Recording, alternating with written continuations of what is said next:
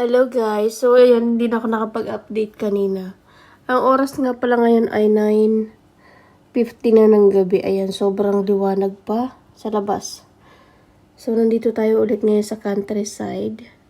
Nakatulog ako kanina mga 7, sobrang antok ko. Ayan eh, weather. Yan yung mga pinagagawa. Oh, ang ganda dito. Parang gagawin niya na itong veranda. Tapos tatanggalin na tong salamin na to. Ililipat doon sa kabila. Grabe, napasarap yung tulog ko.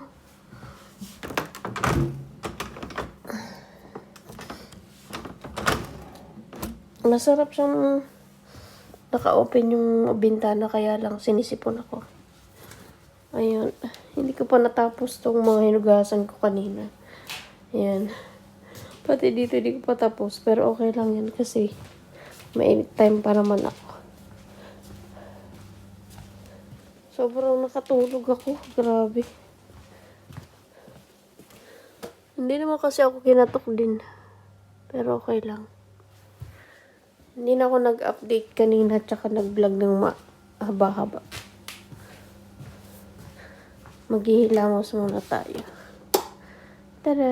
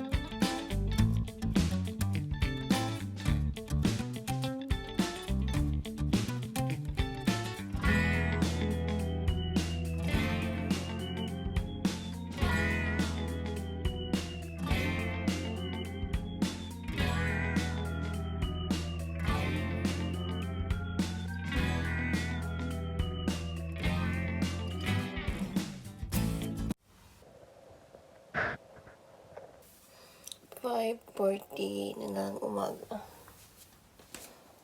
Update tayo guys. Bali, grabe kanina 3:30 na ako natulog. At ayan. Grabe guys. Sobrang init. Hindi ako makatulog kaninang madaling araw. Grabe, 5:40 ng umaga pero sobrang liwanag na kasi. Yan, sobrang sakit ng ulo ko tuloy. Maliwanag na. Bali, last day natin today dito. Mamaya susunduin na ako. Bali, maghihintay lang ako na magsusundo. Matutulog pa ako kasi maaga pa. Meron pa ako mga 3 hours na matulog. Update lang. Ay!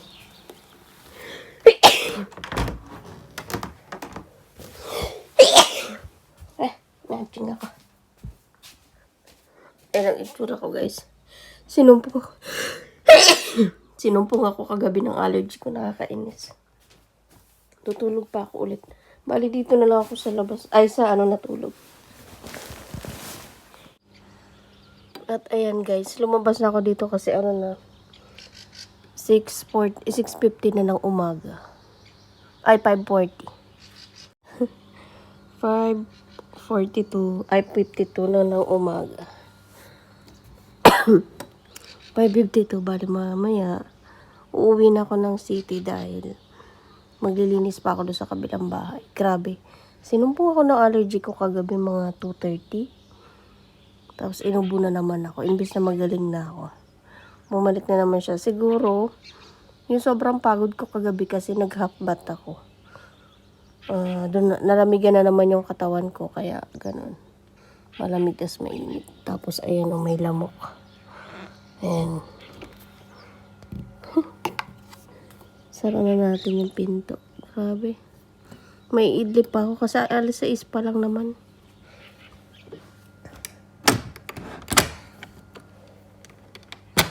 Iyak natin kasi. Tutulog pa tayo. Bali, magmamap lang ako ng pang-finish. Tapos, okay na. Ayan siya.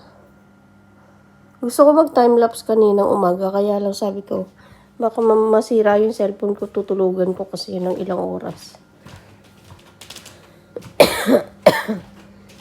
Balik na tayo sa higaan dahil matutulog pa ako. Maaga pa. At ayan, yung bed ko. Hindi ko na inalis yung cover. Tsaka ginamit ko na lang isang extra unan para hindi na ako magligpit mamaya.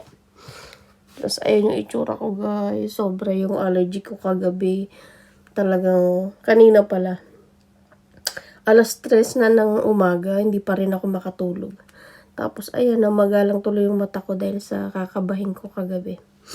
So, ayan, mamaya iinuman ko na lang siya ulit ng gamot. Kasi kagabi, uminom ako ng antihistamine. Mamaya iinuman ko siya ng paracetamol para mawala siya. Sobrang haggard ko na guys. Ganyan mag-abroad. Nako, abroad pa more. Pero okay lang kasi para sa mga anak. Iihi lang tayo. At mamaya na ulit. Update ko kayo pag uwi. Sobrang ganda ng view kasi. Ang ganda ng sikat ang araw ngayon. Maganda yung travel natin mamaya. Maliwan. Ay, maganda yung sikat ng araw. So, enjoy na natin kasi bali, matatagalan na naman ako bago makabalik dito. Baka mga kailan ba? Pag nagbakasyon sila. Ang bakasyon ko sila nila dito, June, July. So, baka mga July pa tayo makabalik dito. Ganda ng sunrise. Sobrang ganda. Inopen ko yung bintana kasi sobrang init kaya siguro ako ina-allergy kasi kulob. Walang hangin. So, ayan. Ang ganda ng timelapse natin. Mamaya na guys, iidlip ulit ako.